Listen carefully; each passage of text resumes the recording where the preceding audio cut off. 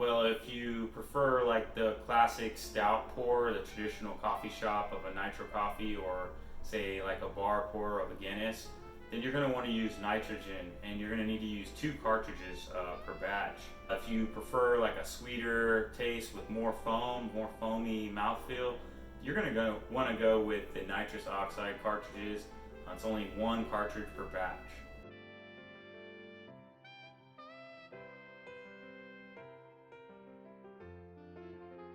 Your coffee will remain fresh for at least 1 week. The nitrogen helps with that, as well as our specially designed keg.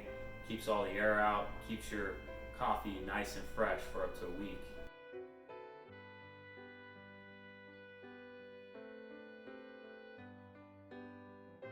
Nitrogen coffee is less acidic than regular coffee. It's also great for people that are dieting, because you won't need to use sweeteners or dairy products to make your coffee taste better.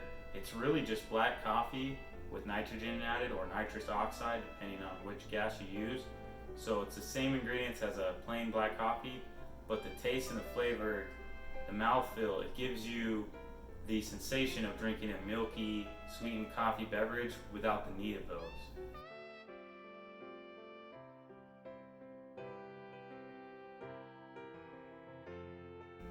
Well, we actually currently offer the Royal Brew Nitro Keg in both stainless steel and matte flat black, and nitro growlers. So the only difference is, instead of the keg with the nostalgic mini beer keg type of look to it, the growlers are a long, thinner, more elegant look.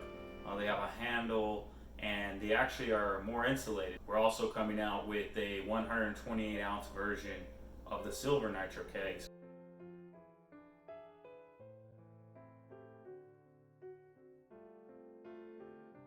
My favorite analogy that I've heard describing nitro coffee is to relate it back to alcohol as it pertains to other coffee drinks.